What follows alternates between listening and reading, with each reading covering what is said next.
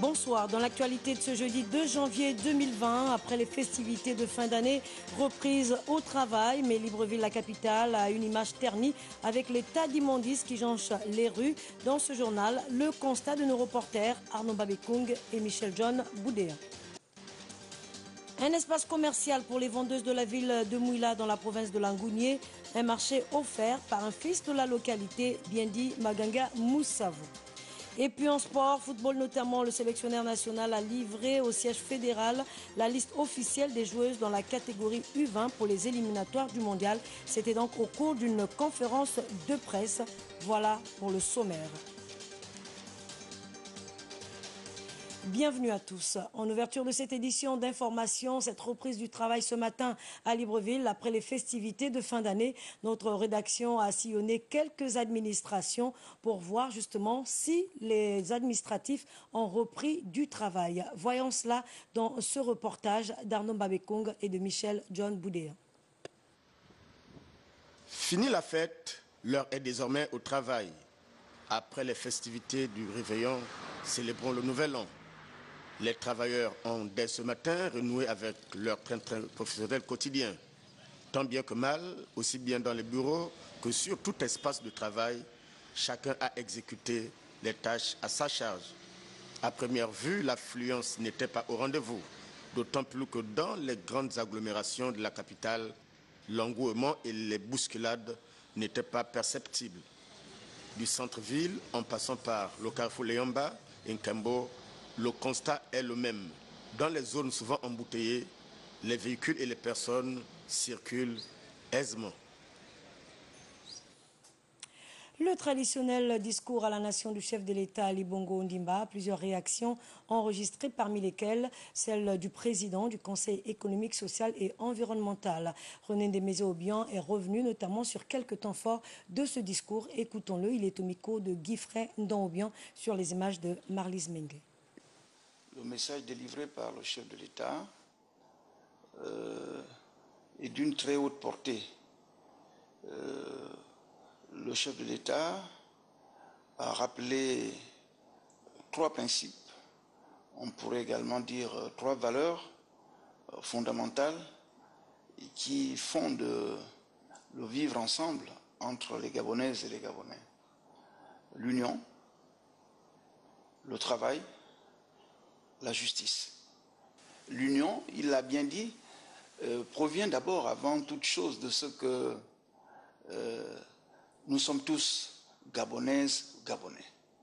Et nous n'avons pas de patrie de rechange. Il a ensuite insisté sur le travail. Évidemment, le travail, c'est le fondement de l'activité humaine. C'est la source du progrès des nations. Si nous ne travaillons pas, notre nation ne peut que reculer. Par conséquent, il a insisté sur le travail. Et le travail concerne en particulier la jeunesse. La jeunesse est l'avenir de ce pays. Il a insisté sur la justice. C'est fondamental.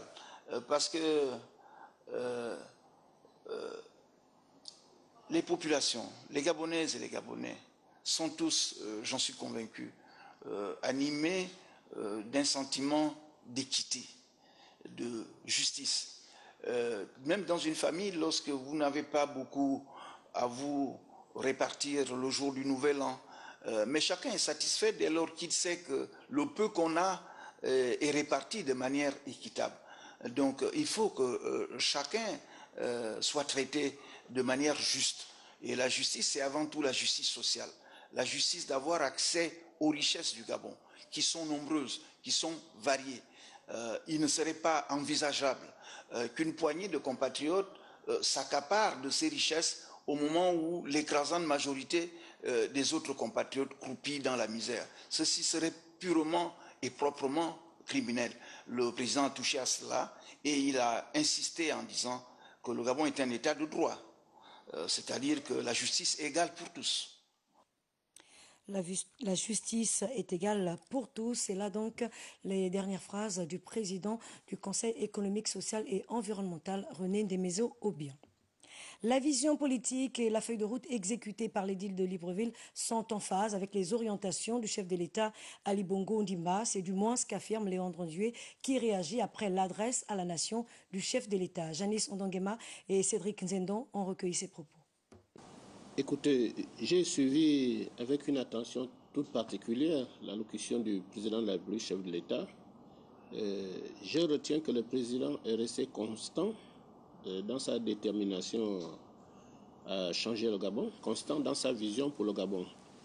Il a surtout insisté à ce que nous, les responsables qui sommes à l'action, nous fassions plus d'efforts, c'est-à-dire arrêter les effets d'annonce et être plus pragmatiques.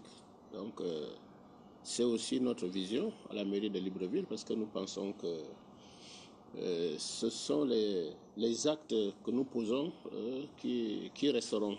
On se souviendra de nous par rapport aux actes que nous avons posés. Donc, nous sommes tout à fait en phase avec le président de la République. Donc, le président appelle au rassemblement, à l'unité de tous les fils, toutes les filles et fils du Gabon pour qu'ensemble nous puissions changer l'image du Gabon, l'avenir du Gabon. Donc, c'est très bien et je pense que nous devons suivre, nous qui sommes aux affaires à ses côtés, à qui il a fait confiance, nous devons mériter cette confiance. Ça voudrait dire que chacun doit faire son travail, être pragmatique. Il a parlé d'une manière générale de changement de paradigme. Ça voudrait dire que les choses doivent changer. Nous allons repartir sur d'autres bases.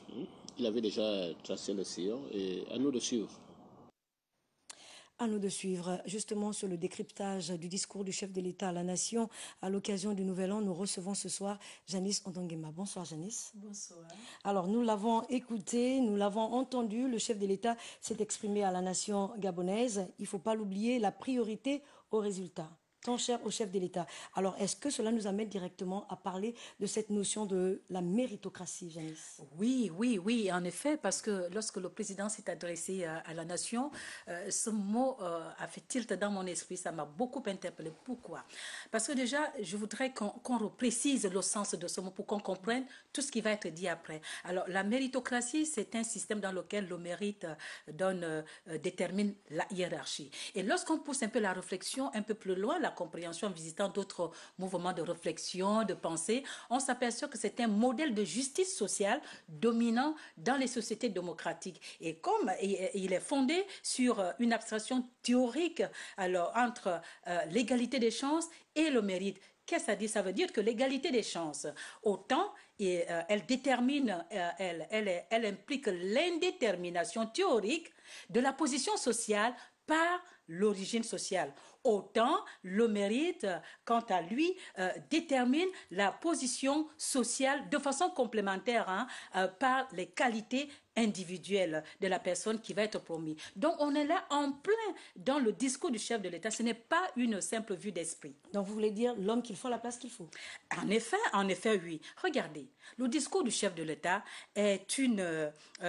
correspond à un gouvernement de technocrates. Vous voyez, ça veut dire qu'aujourd'hui, il n'y a plus possibilité de mixage entre ceux qui ont la maîtrise des dossiers qui doivent être au gouvernement et ceux qui viennent encore en stage pour comprendre de quoi s'agit-il dans l'orchestre, et sans parler de ceux qui font même de leur présence au gouvernement une espèce une sorte de transaction politique. Ça veut dire quoi? Ça veut dire que j'ai des accords avec le chef de l'État, donc je ne suis pas concerné par vos affaires de résultats probants ou alors de votre exigences techniques de gouvernance. Combien de fois ne l'a-t-on pas attendu, vous savez? Et du coup, on n'avance pas. Alors, ainsi donc, vous voyez, la passion du chef de l'État a le droit d'avoir des limites, tel qu'il l'a dit.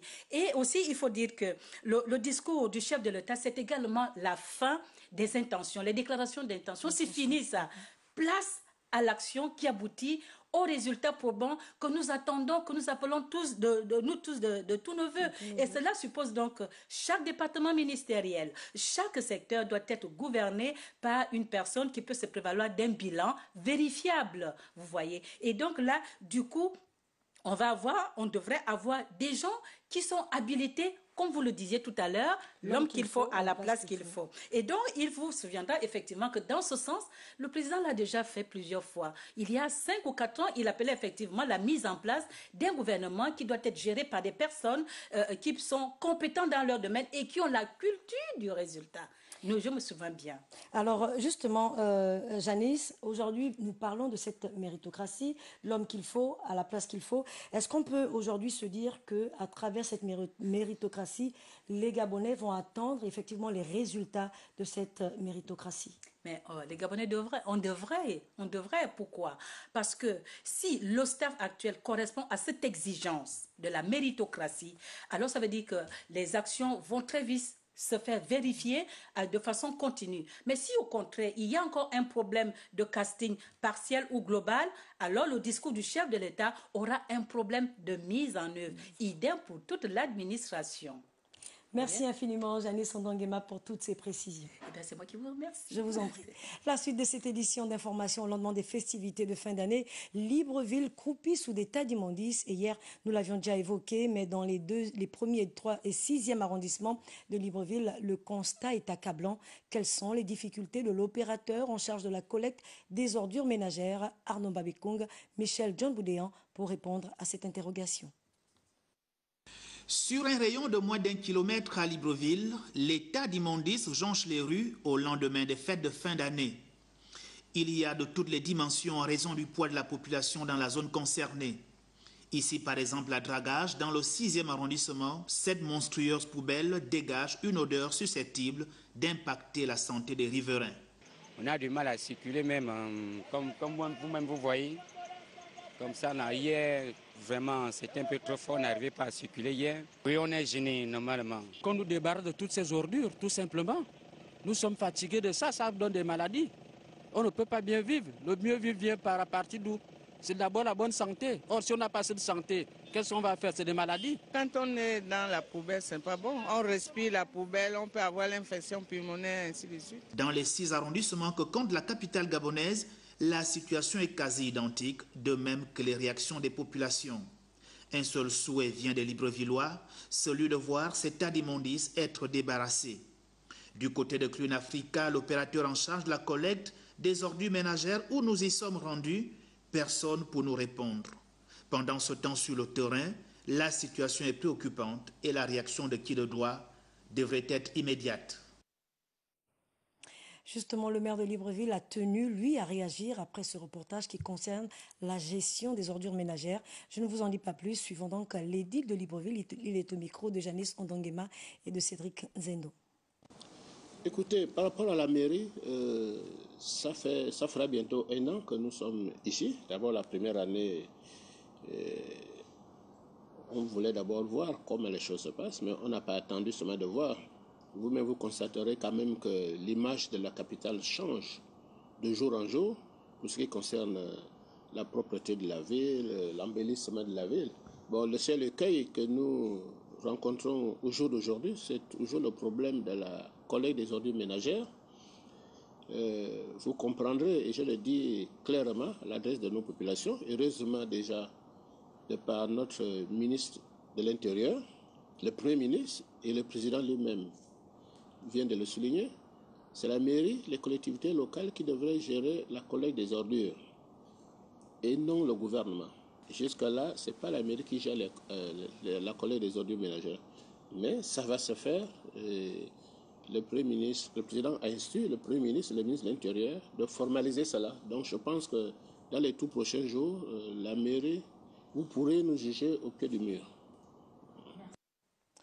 Pendant ce temps, à Mouila, dans la province de Langounié, les commerçantes ont de quoi se réjouir pour l'exercice de leurs activités. Elles bénéficient désormais d'un marché, un espace plus spacieux pour écouler leurs marchandises. L'œuvre est du ministre Biendi Maganga Moussavou.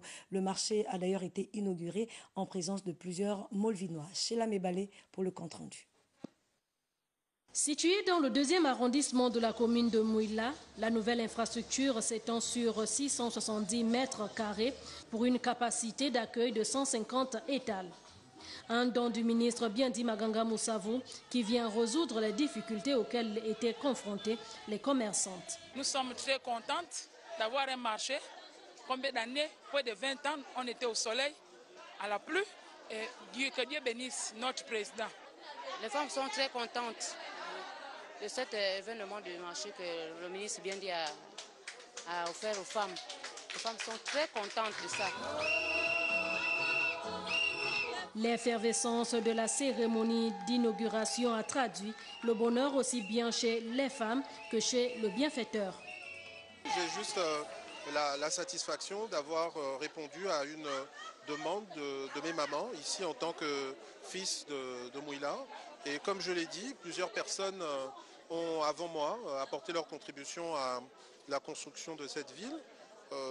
D'autres après moi le feront. Et donc, c'est un bâtiment qui est fait 77 mètres de long sur 8 mètres de large, qui peut abriter 100 femmes. Donc, je suis content que ces femmes aient un endroit qui puisse permettre qu'elles exercent leur activité de vente de produits agricoles dans de très bonnes conditions et pour elles et pour la population de Mouila. Le président de la République a souhaité qu'aucun Gabonais ne soit oublié et qu'aucun Gabonais ne soit abandonné à un sort difficile. Ce qu'il leur est offert ici, c'est la possibilité de se développer et de démontrer qu'elles ont la volonté, la capacité de servir la population, de servir des produits de qualité. Et je m'en réjouis. Et les efforts vont se poursuivre petit à petit. L'oiseau fait son nid. Les travaux qui ont duré 28 mois ont été exécutés par une PME locale qui a vu à travers ce marché la politique d'égalité des chances se matérialiser.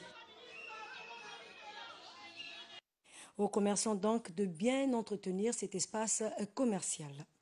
Célébrer en beauté la fin de l'année, une option également pour les gouverneurs de province qui ont organisé des moments de retrouvailles avec les responsables des administrations locales. C'est le cas du gouverneur de la province du Wellington, notamment à OIM. Ce dernier a saisi cette opportunité pour revenir sur les thématiques contenues dans le discours du chef de l'État, Ali Bongo Ondimba. Suivons cela avec Eugène Ekogawono, notre correspondant à OIM. À l'esplanade du gouvernorat, le dépositaire légal de l'autorité de l'État dans le Wellington a non seulement offert à ses proches collaborateurs un vin d'honneur, mais aussi rappelé la symbolique des devises du pays après le discours à la nation du chef de l'État. La symbolique et toute la portée de cette devise devrait constituer tant pour les responsables que pour les citoyens une boussole. Parce que ce sont là des maîtres mots qui devraient guider nos actions au quotidien. Le travail, c'est vrai, est malmené par la conjoncture, le chômage. Mais le gouvernement met tout en œuvre pour résorber le chômage, notamment le chômage des jeunes. Le message à la nation du chef de l'État ne laisse pas indifférents les jeunes de la capitale provinciale du Wellington, notamment en ce qui concerne la corruption. La corruption est partout, elle mine les ministères, les routiers en souffrent, les élèves, en tout cas toutes les classes sociales sont dans ce problème-là. Alors lorsque le chef de l'État vient à cogner le poing sur la table pour que cela s'arrête et que cela n'est pas des nôtres, parce que ce n'est pas une coutume gabonaise, c'est une interpellation pour tout le peuple gabonais. Et je pense que le chef de l'État n'a fait que nous remettre sur le pas. Remercions le chef de l'État par rapport à ses vœux et nous aussi, nous lui renouvelons nos vœux de prospérité et de longévité, de santé. La lutte contre cette gangrène devrait s'étendre à tous les niveaux. Dans tous les cas, la population attend la concrétisation en actes du chapelet de promesses faites par le chef de l'exécutif. Les responsables de l'église Christ révélée aux nations, nous revenons sur Libreville, eh bien ces derniers apportent du réconfort aux enfants de la Maison de l'Espérance et ceux du centre d'accueil Arc-en-Ciel, y compris aux personnes vivant avec un handicap. Plusieurs produits alimentaires leur ont été distribués pour améliorer un tant soit peu leurs conditions de vie. Voyons cela avec Anne Konkassa et Jean de Dieu Mambundu. Apporter un peu de réconfort aux enfants en difficulté sociale et aux personnes vivant avec un handicap à travers ce don de produits de première nécessité, c'est l'objectif de cette tournée du cœur initiée par les responsables et les fidèles de l'Église Christ révélée aux nations. Le message de l'Évangile nous contraint à l'amour et à l'amour du prochain. Et nous ne pouvons pas exercer une religion pure si nous ne savons pas prendre soin de ceux qui parmi nous sont dans la souffrance. Ce que nous voulons au travers de ce que nous faisons, c'est que vous regardiez derrière nous ou plus loin que nous. Au cours de cette rencontre qui rentre dans le cadre de la série des activités prévues lors de la convention organisée chaque année par l'Église Christ révélée aux nations, Mike Joktan, le leader de cette assemblée, a saisi l'occasion pour annoncer la bonne nouvelle. Nous revenons sur la distribution des cadeaux aux enfants durant la fête de Noël. Les autorités municipales de la localité de Franceville, dans la province du Haut-Ogooué, ont offert plusieurs lots de jouets aux bambins de la commune. Jean Romano Lobaluba, Fabrice Lembomba de Télémasoukou. Pour ce table de Noël, l'édile de Franceville, Joachim Lekogo, avait autour de lui ses adjoints et les auxiliaires de commandement. Plus de 650 enfants issus des 4 arrondissements que compte la ville ont reçu des cadeaux. À travers ce acte de solidarité, Joachim Lekogo a bien voulu réparer une sorte d'injustice sociale qui fait que, faute de moyens conséquents, de nombreux parents bien qu'ayant de l'amour pour leurs enfants se retrouvent souvent dans l'incapacité de leur offrir des jouets en signe du dit amour. Nous avons pensé en cette fin d'année de remettre des cadeaux à nos jeunes, les jeunes de la commune de Franceville, tout arrondissement confondu. Et une chose est sûre, les jeunes sont très contents, les parents aussi.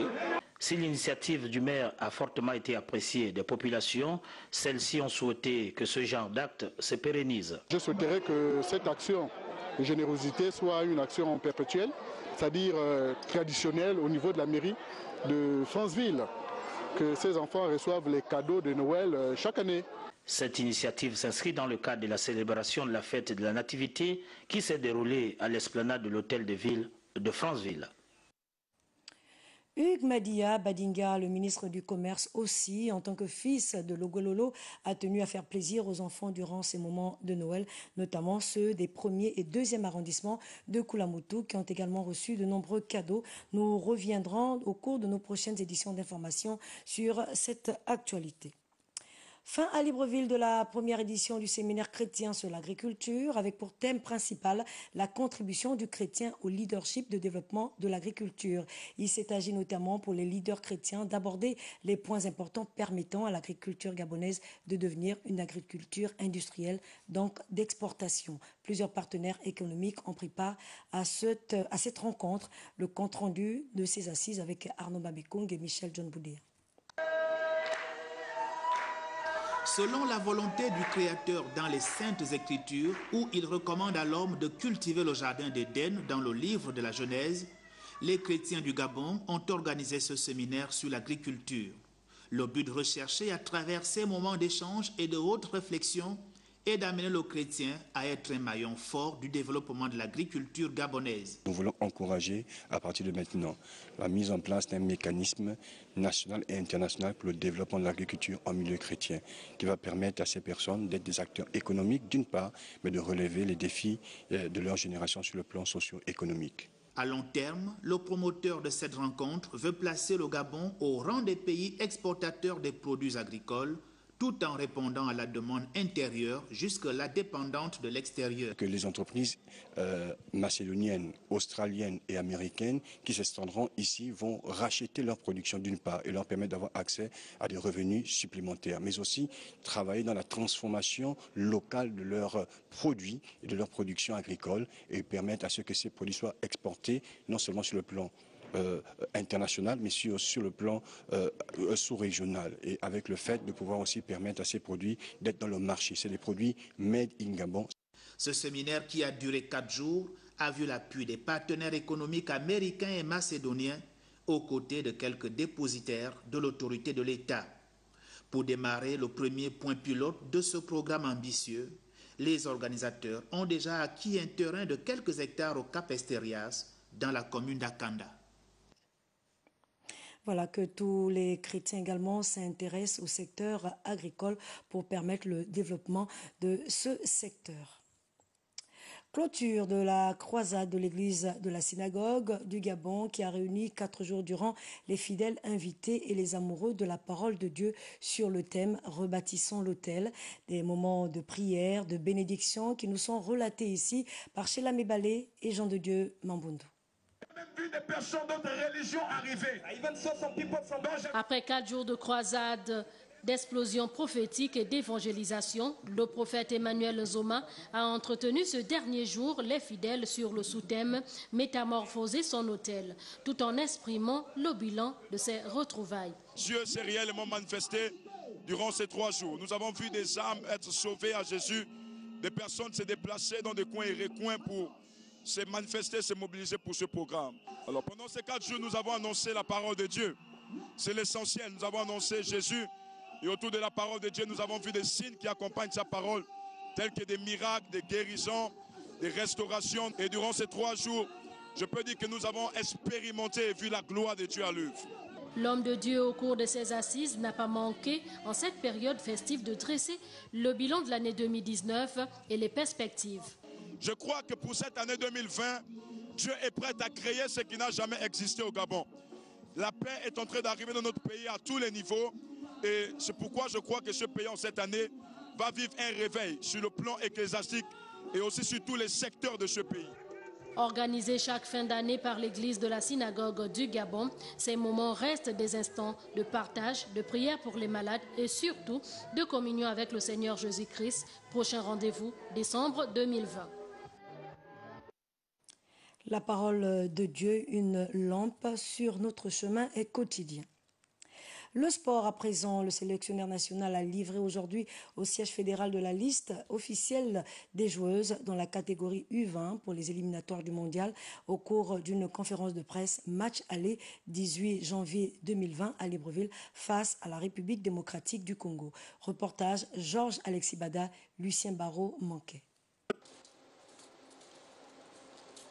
Un point d'honneur sur cette sélection féminine de football mobilisée en ce début d'année pour inaugurer la série de compétitions en cours. La U20 en prélude aux éliminatoires du mondial au Cassata et Panama. Occasion au sélectionneur national de rendre public au cours de ce point de presse la liste officielle des sélectionnés pour défendre les couleurs nationales le 18 janvier face à la RDC à Libreville. Dans le contenu, Trista et Akanda se taillent la part du lion, respectivement 7 et 6 joueuses sur les 28 sélectionnées.